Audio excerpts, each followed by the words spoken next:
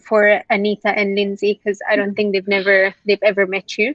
And then you can just introduce the topic. If you have the presentation that you want to share, feel free to do that. And then we can just ask questions and start the discussion. Okay.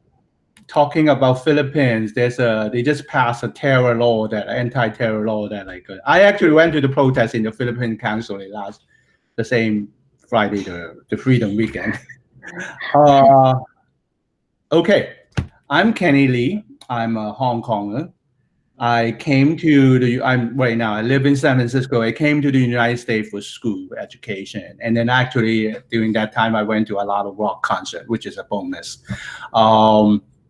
So some people call me an activist recently, but I actually not an activist. In Trey, I'm actually run data science team. I'm actually building a startup right now. I'm very involved with the situation in Hong Kong. Today, I'm gonna take some time to share with you my experience with Fridays for Freedom, and I'm hoping that I can inspire everyone here to join us and fight this war together. And it's actually really good because Anita went to like a few of them in Brussels. And I think, Lindsay, if I'm not mistaken, this is the first time that I meet you, but you're in Scotland, right? Great. Lindsay, you are in mute. That's okay.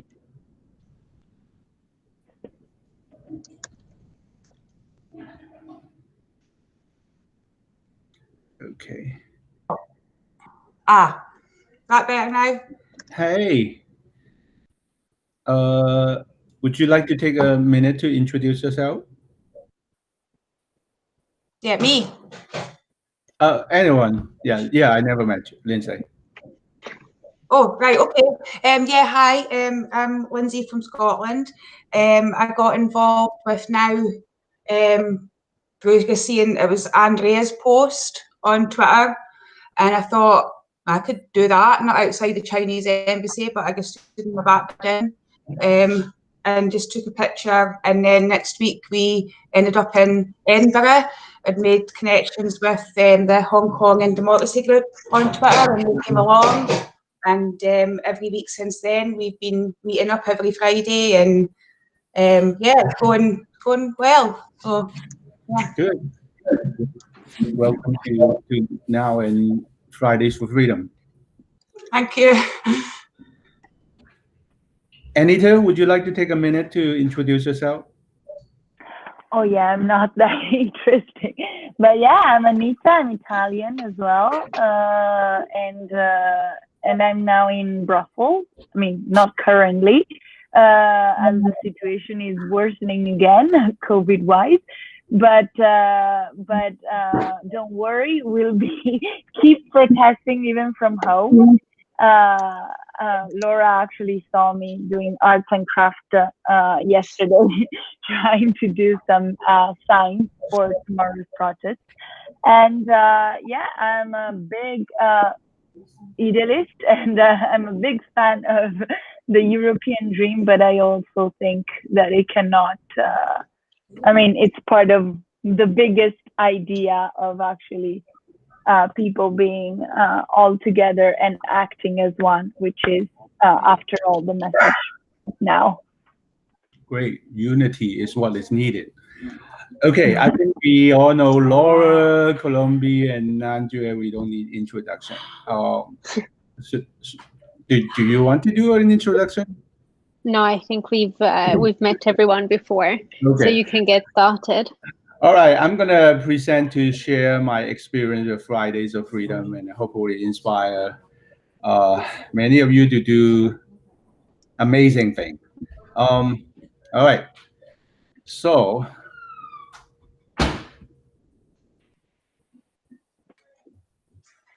I actually participate in 3 weekends of Fridays of Freedom in San Francisco. This one, I actually create a deck, a slide, and then having an on-site at San Francisco Chinese consulate at the same time with Google Meet with roughly 10 people. So we probably have about 20 people on and off-site together.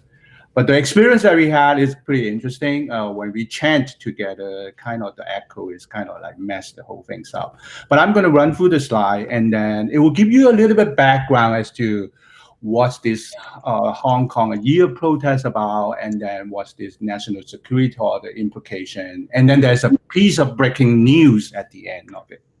So I use the same slide, nothing changed. If you've seen it before, bear with me, sorry. Okay. Fridays for Freedom is basically an event that created by now, is an event that like go protest in front of a Chinese consulate, show a sign in solidarity and support of Hong Kong and free Hong Kong. I believe there are over millions of people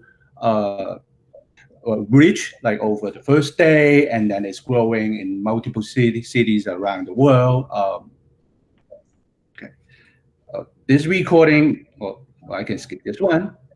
I give you an idea what the agenda looks like. 9 o'clock, we run this deck over so that people on the Google Meet can see what's going on, what's the plan for the day. And then 9:10, I jump in, I introduce myself. And then 9:15, we started a protest. What do we want? Free Hong Kong. What do we want? When do we want it? Now, and repeat it 3 times, and then record a rap, which is a really quick and efficient. And we actually have a recording of it, in which we can share with the rest of the world. And then we wrap at 9:20. The interesting part, actually, I don't have a picture for it, but there is actually a Chinese consulate personnel stood right across where we were standing at, taking pictures of us. Obviously, we are being watched. So this is some of the pictures that taken that day around the San Francisco Bay Area. There's a group called Hong Kongers in San Francisco. We send them pictures, they take a collage and then share it with the rest of the world. So there are quite a bit of people across. There are people in the campus, there are people at their home, and then also I'm hiding somewhere in the Chinese consulate. So I'm going to share with you like 3 things. A year of protests, why the national security law is an evil law, and then a call for international support. A year of protests give you. Actually, do people know that Hong Kong is actually being called like a city of protest? Since the return of Hong Kong to China, every year we have like over like almost like 500,000 people protest on June 4th. In memory of the Tiananmen Square. So every year we have protests over like 500,000 to like 1 million people. I'm hoping this June 4th, like just passed, is not the last protest that we have for the Tiananmen Square massacre. So how did this year of protest came about? It all started with an extradition bill to China. Hong Kong doesn't really have an extradition. Many countries, in fact, most free countries don't have extradition law with China, for the reason that the rule of law in China is very hidden, very not transparent. For instance, we practice common law in most of the world with jury, with people assumed innocent, but in China, everything is not transparent. There's no jury. They can charge you by just having a judge say that you're guilty of charge, right? So there was a really large like a protest, like 1 million march in June 9. This timeline kind of show you all the way to the national security law enacted in July 1st. On June 16 last year, the 2 million plus ones march. Why there's a plus one? Because there's a Mr. Leung, a gentleman who protests wearing a yellow raincoat, which yellow is a symbol of protest in Hong Kong. He fell off a scaffold at a construction site and passed away. So in memory of him, this is called like a 2 million plus 1 march. And then in July 1st, the protester, knowing that this law will be passed on that day, so they stormed the Legislative Council, which is kind of like the Senate, the Parliament in different parts of the world. For that, since that point on, police brutality escalated. tear gas, broken bones, limbs, as you think it. People, well, practically we cannot breathe. And on July 21st, this is the first time probably you've seen around the world. It's a collusion of the Hong Kong police and a gangster in a Yunnan district, which is a rural, kind of like a rural district in Hong Kong. They actually let this gangster went into the train station, just beat up any citizen that they see. And the police just closed the police station and they're not dealing with it. And that was like when we noticed that the government was not there, the police was not there to help the citizen at all. And then on August 31st, this is even worse. This time, the police actually went into a train station, a subway or a tube, as you call it, at Prince Edward Station, just indiscriminately beating up anyone dressed in black, white, doesn't matter. As long as they see you, they just beat you up, which is terrible, which is extremely terrible. So as you see, the escalation of police brutality, and then finally on September 3rd, the government withdrew the bill. Looking at it externally, you might see that people might think that is a big win for the protest, for the Hong Kong, right? But at that point, that is not even important anymore. People, we have 5 demands, right? I'm gonna go into the detail, and then we move on and into October 1st. The police shot the first student with live round, and then on October 4th, the face mask ban was enacted so that they can, people cannot wear a mask to protest. But interestingly, that law is still intact. But even as of today, even when the pandemic is over, and then the government at the same time encourage people to wear masks. So it's very contradicting, right? And then on November 24th, there was a district election in Hong Kong. We won by a landslide. The yellow movement kind of claimed victory. Guess what? Kenny on that day was singing Coldplay my favorite song from Coldplay, Yellow, all day.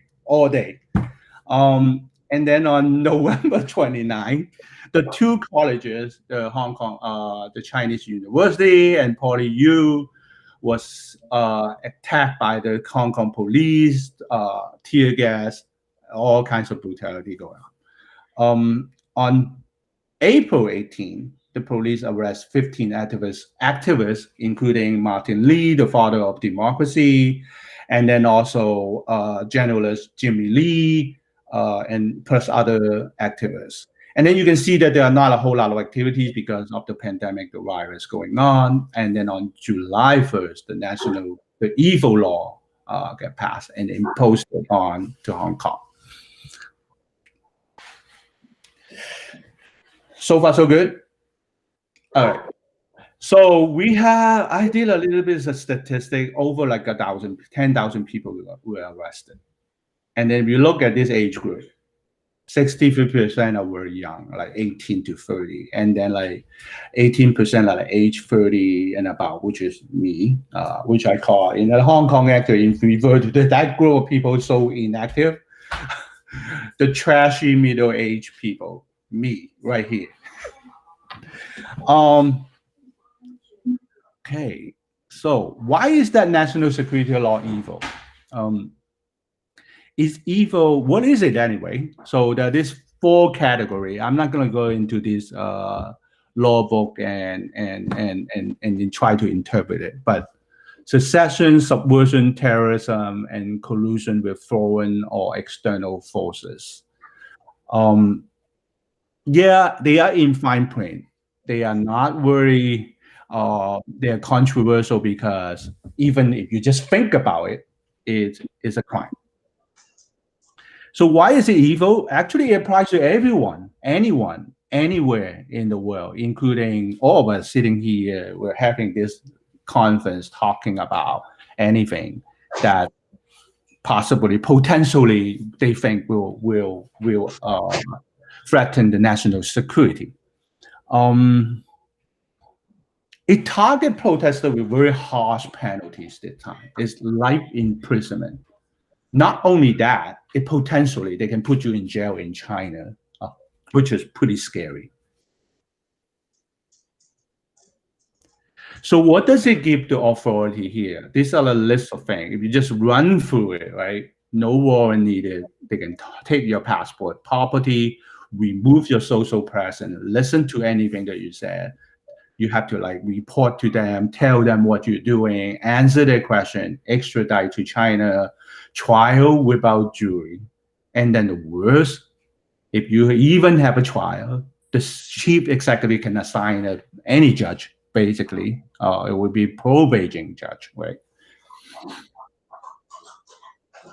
So what impact does it have, right? Before the NSL, if you look at how Hong Kong has so many land and war, people express their freedom, express their feeling about the movement, about the actual how they feel about the movement, the government, and then maybe just like life of living, right? So before, you see this like beautiful land and war, and then on your right is a blank pieces of like land and war that has nothing in it.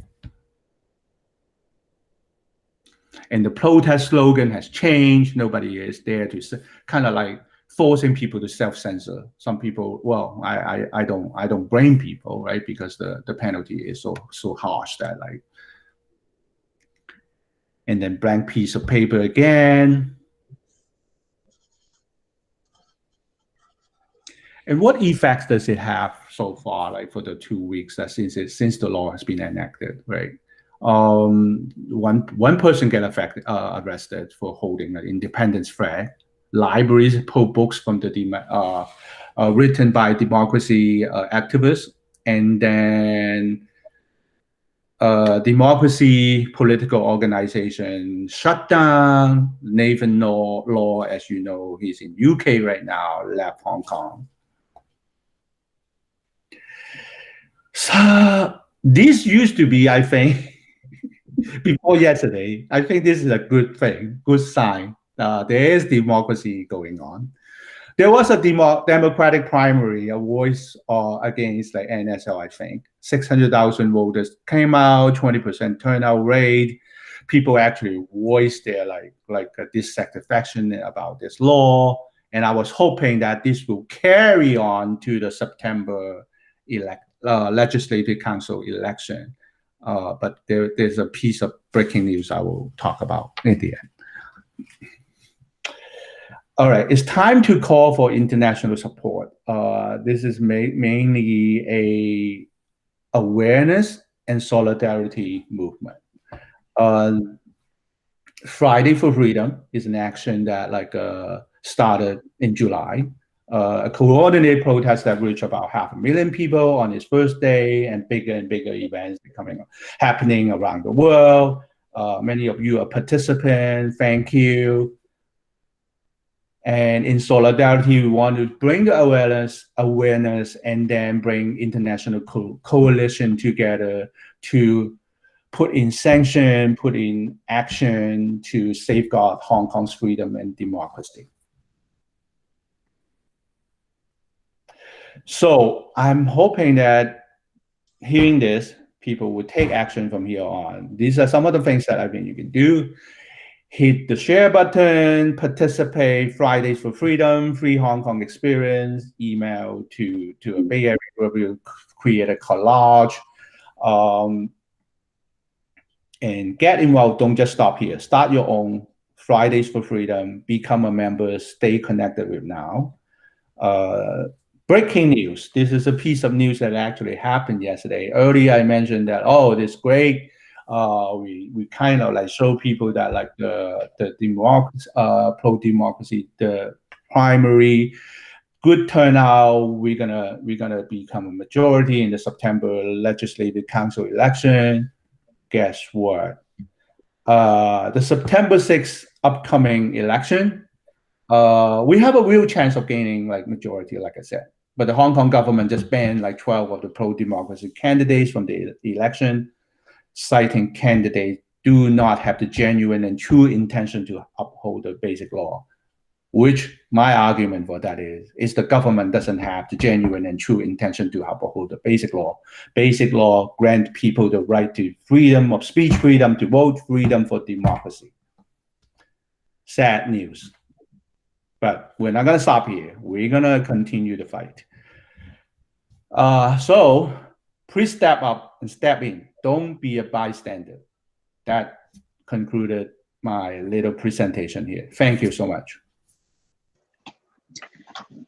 Thank you, Kenny. I think this was super interesting. And I think from my personal point of view, as you were going through the 1 year of history of Hong Kong and the protests, I realized how little I knew about what has been going on in the past year.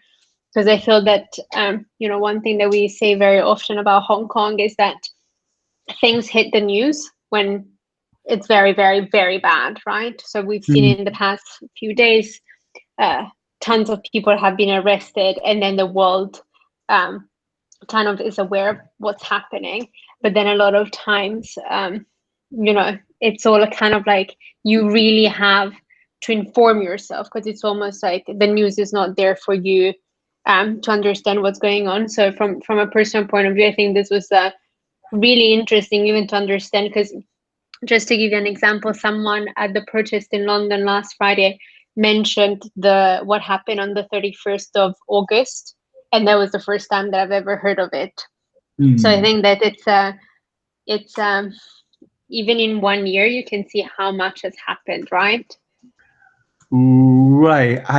In this deck and slide, I try not to portray the violence and all those. I assume people know something about it. I'm hoping to create like a call for action. People would jump in this and start their own little Fridays for freedom and inspire them to do so.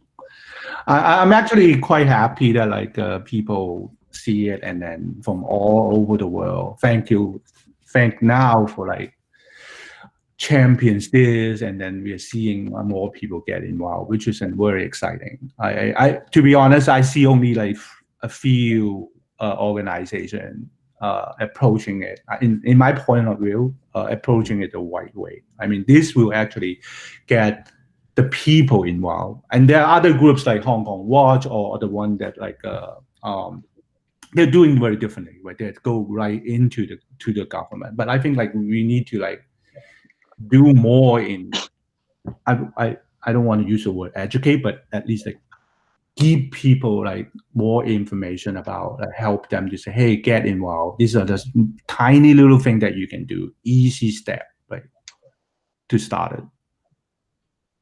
No, and I actually, you said that you don't want to use the word educate, but I think it's actually a good word, right? Because I know that you've been in the US for a lot of years now, but I think that also you bring a very, very unique perspective compared to if I were to, tell the history of Hong Kong. So I think this is really important as well. Thank you.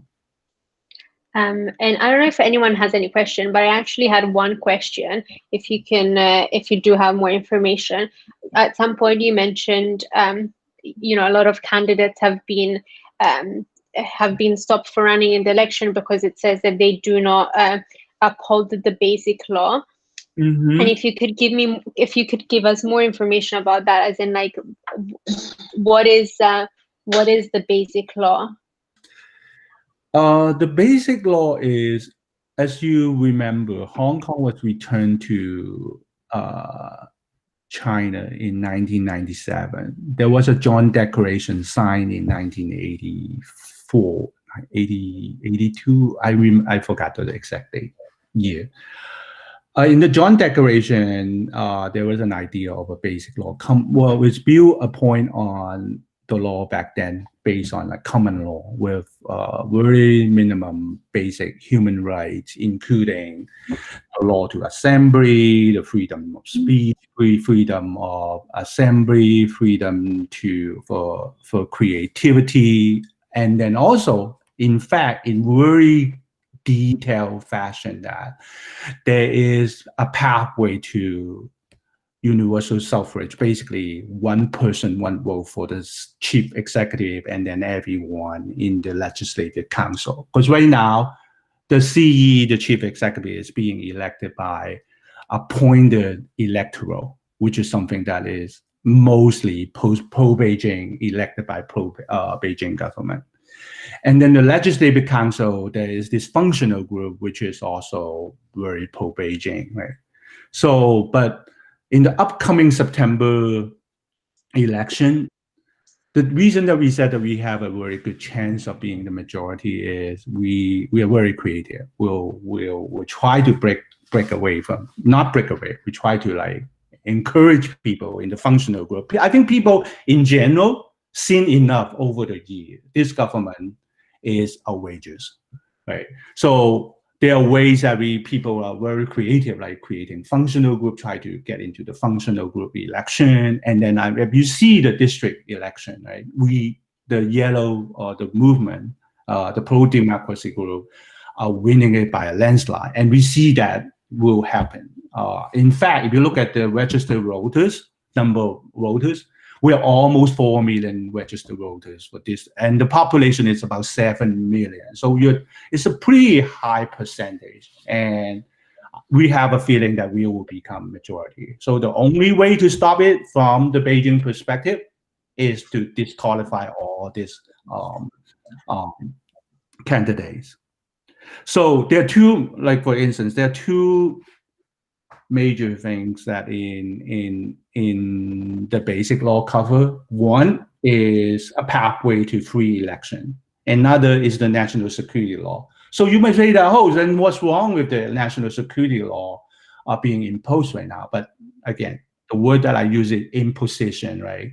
So every country, every free country has national security law, but a law that needs to be legislated by the people, not by a dictatorship, right? So, and then there's also, we've been fighting for universal suffrage, which is one person, one vote, which has been going on for 20-some years. We're still not having had it. If the Beijing government imposed national security law, why didn't they impose this universal suffrage for Hong Kong, right? So it's just a very double standard. They see that the national security is to safeguard their insecurity, right? And then at the same time, this universal suffrage will empower the people to have more voice in the society, in the government, right? So these two are actually covered in the Hong Kong Basic Law. Did I answer your question, Laura? Yeah, no, it was really clear, and I had no idea about it, so that's why I wanted to learn more. But it's very clear. I said that Andrea had another question. Hey. Yes, hi Ken. Thank you so much for this very, very simple and clear explanation. I think that we can all appreciate how helpful sometimes to put things in perspective on a timeline. My question is very related to the latest development, because obviously we continue to push Fridays for Freedom, we continue to do our best to protect democracy, but after today's disqualification of the pro-democracy candidate, what do you see as the immediate future for Hong Kong's democracy? I mean, will people still go and vote? How do you see that the pro-democracy camp will respond to what's going on? This is actually pretty new to me and fresh in my mind. It just happened last night. I really I don't have a solution to it. In my mind, there are multiple ways that we can approach this. The fact that they disqualify all these candidates, there will be backups. You cannot possibly disqualify everyone in Hong Kong, right? Or another way they've been talking about, the government's been talking about it, chances are similar to any other situation on the losing camp. If they feel that they are losing it, what they would do is they will postpone it. There are many reasons. There are many excuses that they can use, right? For instance, the pandemic, they can use that excuse that postpone it for a year. I'm pretty sure that would happen too. If there are backups that is as solid as these 12 activists, right? So chances are, I personally believe people will not back down. There will be backup. People will continue to vote. And if the election goes on, I personally feel that it will be a big win. It will continue to be a big win for the pro-democracy movement. Okay, thank you so much. But obviously, we do need the world to support and watch this election and condemn the disqualification, escalate whatever tools that we might have, like sanction or anti-extradition.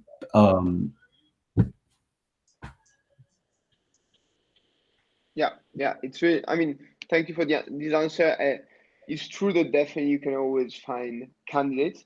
Just very sad that, like, the big leaders like Joshua Wong and so on will not be able to participate. I think this is something that I really hope that at least the US, if not the UK, will really take a strong stance, like economic sanction, because when you start disqualifying candidates from election, that's basically Soviet Russia. That's really authoritarian. Like, there's nothing more authoritarian than stopping people from running for election. I mean, the next step is it's not even a democracy. So I really hope that this could be a moment of truth for the international front. They're supporting Hong Kong, but I still fear that it's very difficult to intervene. And especially because today I was reviewing the data of how much countries export to China.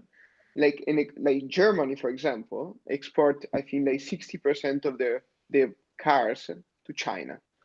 So until this is the case, they will never speak up. And this is the case for many other countries. So apart from the US, obviously, that it can stand on its own feet. But I think that's going to be the challenge for us, like finding a way to intervene while basically decoupling from China, moving away from depending from China. Mm-hmm. Right. I think that there are many things that like right now, the Fridays for Freedom is mainly on like bringing awareness, right? And then after that, I think eventually, in your plan, we have sanction, and then there are many other things that we can have coordinated effort with different groups around organization around the world, right? So like you mentioned earlier, like not just in EU, right? We need to reduce our strategic dependency on CCP, right? I think a lot of countries are terrified by the consequence if they go against China, voice against them. They will hurt badly economically, but that is a very silly thing to think of, because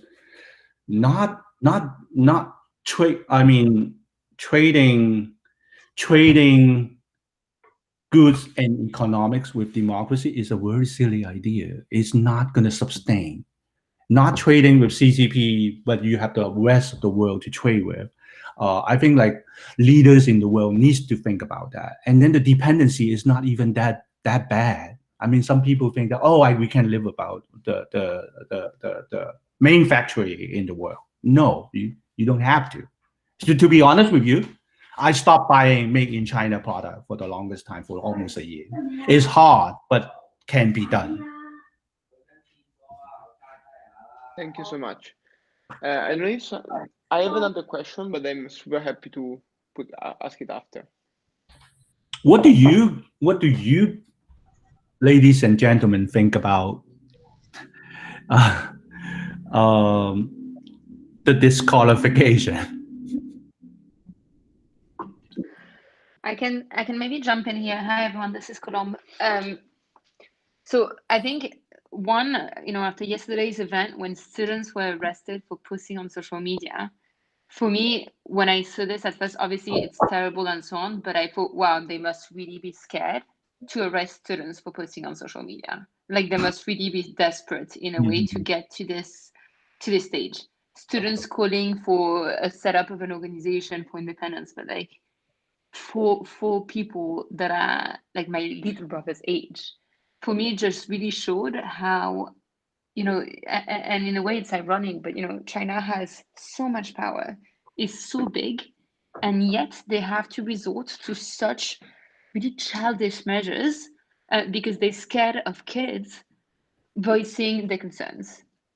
And so for me, it just showed that they're really worried in a way of, you know, the noise that pro-democracy activists are making, which is, so they're arresting themselves are despicable, horrible, and I really hope that those people are gonna be released and, you know, either be able to escape or be fine in some capacity. But it also shows in a way the desperation. And then concerning the disqualification of Joshua and the 11 other pro-democracy activists, I think it was to be expected. I don't think, you know, when we talked with some of them, I don't think anyone really expected for this to go all the way until September. But it just shows once more that democracy is really dead right now in Hong Kong. And I think it makes the case stronger than ever for the international community to finally get their, sorry for my language, but move their ass and actually do something about it. So while it's horrible, I hope that it will be a nudge, another nudge, yet another one for the world to support Hong Kong. That's exactly why we should. Yeah, I think like for us is even though it is definitely is the time that like the international community and the people in the free world needs to speak up and stand up to it instead of like you cannot be a bystander anymore. The influence is growing. We've been talking about just Hong Kong, but if you look at it, right, China is so afraid of secession, like unification, that's not going to happen. They will do everything to make sure that they are in power. The unification is going to happen. But like you use the word, they're silly, right? Silly in a way that like by doing this, there will be no Taiwan unification. I personally don't see that happen because it's 20 million Taiwanese people is not going to believe this one country system because it's broken right now in Hong Kong. It broke in Tibet. It's broken right now in Hong Kong. It's not going to happen in Taiwan. So I blame this to Xi Jinping for doing this, like using this, like always use power to shut down opposition, which is a very silly. Well, most of authoritative, like authoritarian government do the same thing. But I think this is a really bad decision that he made. It's unfortunate, and I'm hoping that like through this movement in Hong Kong will bring awareness like all over the world. People will stand up for it, and then we'll keep this fight going. I don't know how long. Could be years to come, but could be next year. You never know. But just don't give up. Keep the fight going.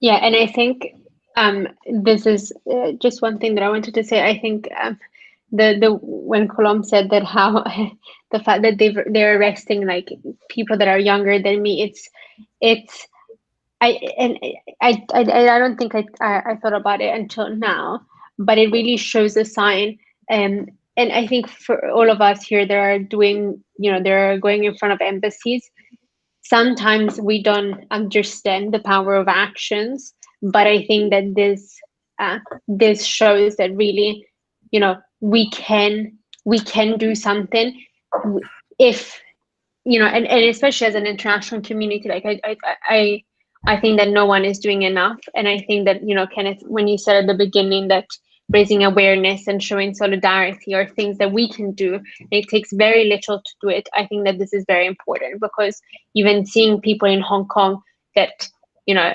19 years old, I saw an article before that there was a a student who was 16 years old getting arrested, and I think it puts things into perspective. I have to be honest. Like at some point, the idea of going in front of the Chinese embassy wasn't the funnest, the most exciting idea. But then the second, after the first meeting that we had with you, and the second that I realized even the privilege that we have in standing in front of the Chinese embassy and not having to be scared about getting arrested, I think that that's something that we need to keep in mind.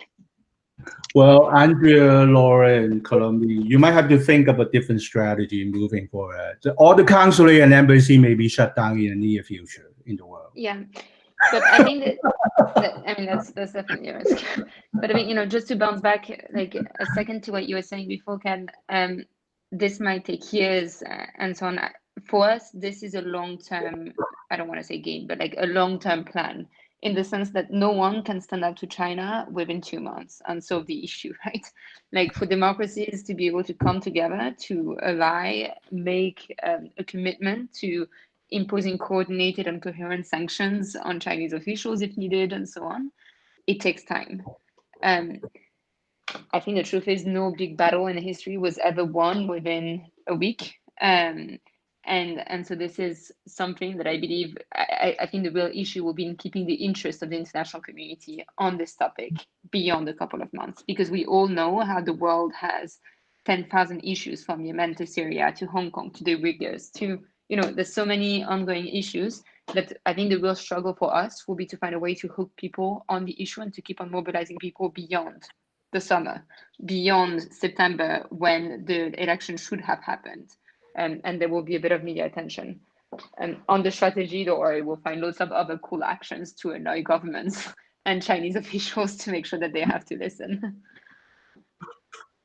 Well, I don't want to make it so depressing that this election is the end of the world. But if you look at the positive side, I see that like there are good things happening, right? The world, the leaders are coming together, not in total solidarity yet, but if you look at like the safe harbor that the country is creating for Hong Kong, right?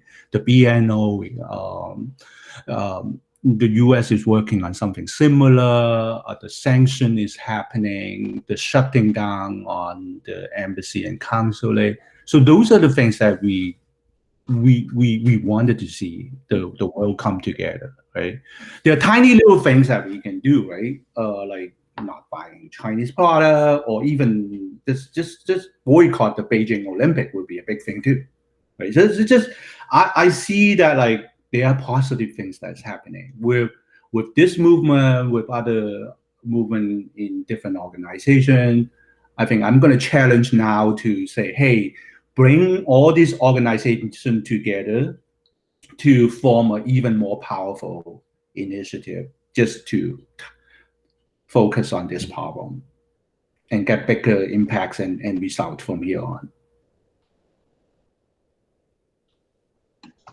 Definitely. I don't know. I know that me, Andrea, and Colomb has spoken quite a lot up until now. So I don't know if Nicholas, Anita, Lindsay, you have anything you want to ask or add.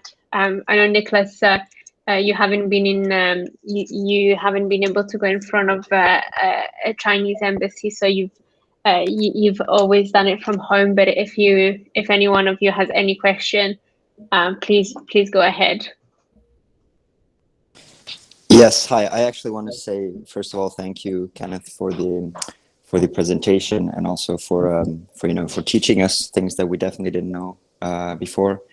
I actually, on this last point that you said about how countries can actually make a stand, and because of course we can as individuals try to consume less made in China products, and as you said, it's not easy, but it can be done. But actually what you just said, I think about, for example, if countries start boycotting events in China, such as the Olympics in 2022, thinking back about how that also showed back in the Moscow Olympics, or how also South Africa during apartheid, they started to be excluded from these global events that really are a showcase.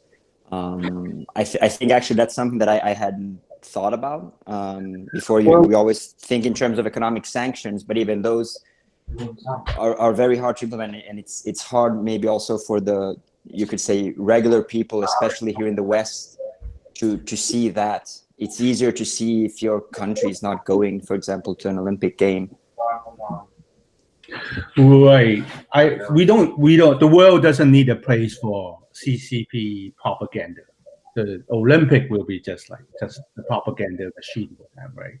Also, if you just look at India, about like less dependence on China, India actually in a very short period of time can shut down all the apps made in China, and then they could shut down, like they can actually put in legislation into Amazon, force Amazon to label products that are made in China, so consumer has a choice. Last year, let me share with you. Like last year, I started like boycotting making China product, which is extremely difficult. On Amazon in the US, you cannot tell which product, where it came from, right? So I tried a little campaign that not very successful. Basically, whenever I got a product that is, I'm a Prime, which you can have free shipment and things like that. I got the product, I just look at it, made in China, I just return it, label it with a big sign, say, addressed to Jeff Bezos, that made in China product, I don't want it, I just send it. Well, this is a single person effort. If you can leverage escalators to millions of people, I'm pretty sure the CEO of Amazon will look at it and say, we need to start labeling. Now that like I saw what India just passed the law, I think I might just take a different approach.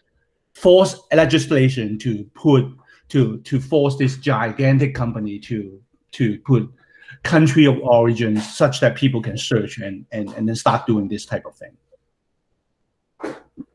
It is hard. Buying, in particular, electronics, it is extremely difficult. You have to return like 10 items before I find one. Yeah, I think that's especially hard. But it's true. I mean, it is. We do it for, we do it for produce. For example, you have to stay the country at least here. So I think it should definitely be something. But it is hard, especially when you consider how many parts everything is made up of. Then that has to be also I think a manufacturer's choice as well. But the countries would need to push for that. That's true. Good.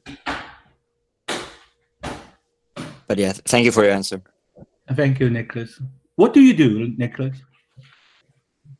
What do I do in the sense of? With this movement, not. Or you can, if you want to share professionally and personally. What do you want? Well, I mean, actively, I've been working more on the global emergency campaign. But I must say also that what is happening in Hong Kong is something that, it doesn't affect us, and I think also that's why it doesn't affect us here in Europe at least.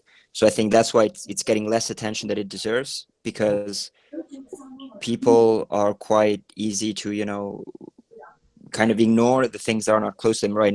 For example, right now all the focus is, and I mean, of course, with everything that's happened with the COVID, it's right that we should focus on that, but at the same time, it's then easier to not think about what is happening in other countries, because it could be happening here in the future, and I mean, it has happened in the past as well. So, so yeah, but I've been working more on the global emergency campaign for now. Okay.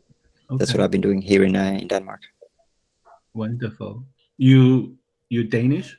Sorry. No, not really. No, I moved here 6 years ago. Yeah. Okay. I'm actually from Finland originally. Nice. We have a united nation here. People from all walks of life in different countries. Beautiful. I want to launch a last reflection in the conversation, and I think that it's actually not an easy topic. So if anyone has a contribution to make, it would be appreciated. I see that a lot of the messaging around the pro-democracy fight in Hong Kong can easily slide into kind of like racist, anti-Chinese comments and messaging, Okay. which I understand that sometimes it's difficult to distinguish between the CCP and the Chinese government and the Chinese people. So it can happen, but I think that there is a bit of a risk of labeling every Chinese mainlanders as a I don't know, someone that doesn't respect democracy or someone that doesn't respect other people. Well, probably many Chinese mainlanders have no say on what's going on in any way, right?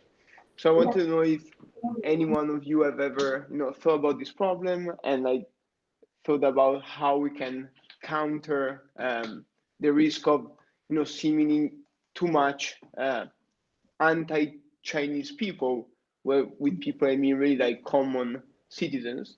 I have a Well, very we should be. I have a very quick response to it. I've been saying I'm a Hong Konger. Doesn't mean I'm not Chinese. Well, people think of it differently. Hong Konger, the name. I always said that I love my country, but the party never loves me. So that's the clear distinction that I have. That it is I'm very anti-CCP. Obviously, there are 1.4 billion people in mainland China.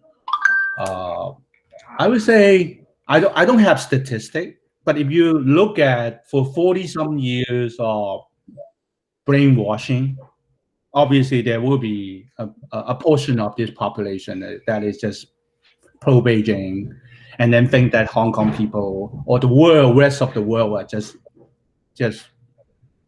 anti the entire race of Chinese, right? So yeah, I think my response is always is all about the policy of CCP, the Beijing government. Has nothing to do with the Chinese people at all, and that's how I think it's a very, very good point. It's a discussion we've been having because one, I received quite a few messages on Twitter of Chinese mainlanders who told me that they feel very attacked, not by what we're doing, but by people at large who are not making the distinction between the Chinese people and the government doesn't enable them the possibility to express themselves on this matter. And at the same time, thanking us for standing for Hong Kong, because for a lot of people, from what I understood from those messages, democracy in Hong Kong means it sends a strong signal of democracy overall, and so it's positive for people in mainland China who are looking for democracy as well. But I think it's also just about an appropriate use of terms, in the sense, the Chinese government, the CPP, or the Chinese people, which is not the same thing. Just like, and of course it's easier to make because so I'm French, but I don't identify as the French government, which is committing also, not to the same extent, but some massive human rights violations in some parts of the world and so on. And I don't feel attacked if you say the French government. I would feel attacked if you start saying the French people. So I think it's just using the appropriate words for the appropriate people you address. And also one last thing, not associating with people making racist comments. So I saw quite a few hashtags going around on Twitter under some people who participated in Fridays for Freedom.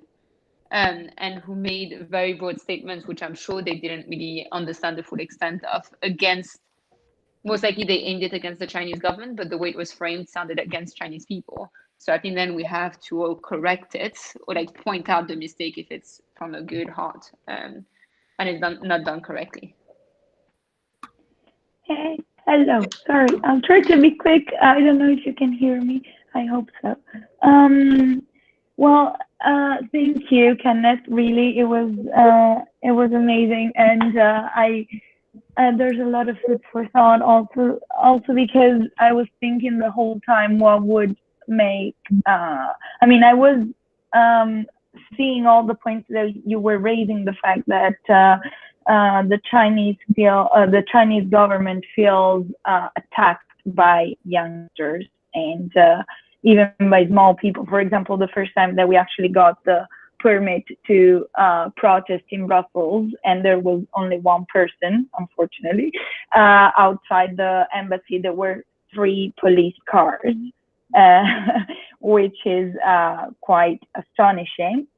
And the degree, I mean, it's astonishing how much the Belgian government itself feels threatened by a threat to the Chinese government, which is, yeah, it's beyond my understanding.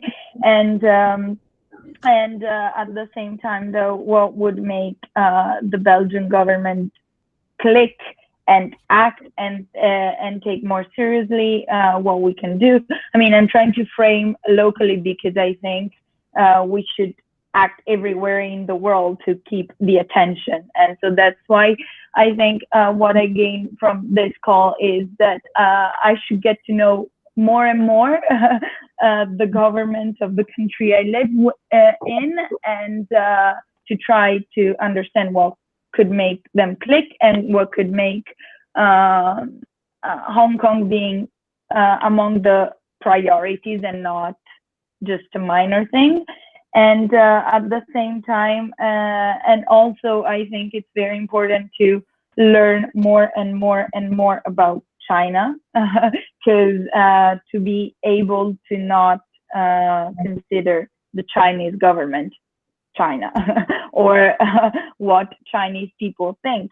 Because I've lived for a year with 6 Chinese people, and I've never seen so much diversity among people who are from the same nationality. Anyway, and also the ways they were fighting, and I mean, they were pretty special. So I think it's very important, as Colombe was also saying, that we make a clear distinction between the Chinese government and the Chinese people. And I think that's what should characterize at least now action. Because otherwise we just go back in trying to label people, trying to make big categories, and that doesn't go to the benefit of anyone. Right. We are not here to make racist remarks or attack individuals or entire race, right? But at the same time, I personally think that don't feel like the differentiation actually, you don't have to like be like so make it so explicit that, oh, I need to distinguish that. If you think about it, people, conscientious people knows what good and right and wrong. The people that feel that like, oh, I'm being attacked, I'm being targeted at racist remark as Chinese people, I hate to say it, many of them are like have a heart of glass, and then at the same time they seem to like not knowing the issue, right? Many of them actually feel that like, oh, I'm attacking them, and then they come to me, oh, Hong Kong is seeking for like protesting for independence and all this. No, we have 5 demands. Do you know what that is? None of them can tell me what the 5 demands are, because what the information that they get is from WeChat, censor, behind the Great Wall. They knew nothing about it. I don't blame them, because they've been brainwashed, most of them. For the people, sometimes I got really angry, because for the people actually outside of the Great Wall, they don't even know. They live in a free country. They don't even try to like learn what's going on. But even though if they learn it, they refuse to like accept the fact that this free world, there's a voice. There will be opposition voice. It's not just one voice from the party, which I find is so. I don't know. I don't have a word for it. It's just like you live in a free world, but you choose to like still use WeChat behind the Great Wall and not to see the rest of the world. But I can give you an example. For 30-some years, my first protest, well, that's my second protest. Actually, was it second? Yeah, my first protest was in college, Free Mandela, and then my second one was actually at the same spot at Tiananmen Square. Even as of today, a lot of people refuse to accept the fact that there are thousands of people die in that massacre. They just chose not to believe it. For those people, those people, forget about it. We move on, we march on, and say we fight for the good reason. We fight against a dictatorship. Thank you so much, Kenneth, for that. A very strong concluding statement, I think. I just wanted, before we finish the event, I just want to thank you again so much for taking the time. I think personally, but I think I can speak for everyone, it was a very, very good learning experience, because as I said, you know, a lot of things they are not being told by the media. So thank you for taking the time. Thank you for the presentation, and you know, I hope to see all of you protesting in front of Chinese embassies or at home tomorrow, and to keep going with raising awareness and standing in solidarity. Thank you for having me again. Like, let's have a good Fridays tomorrow, and thank you for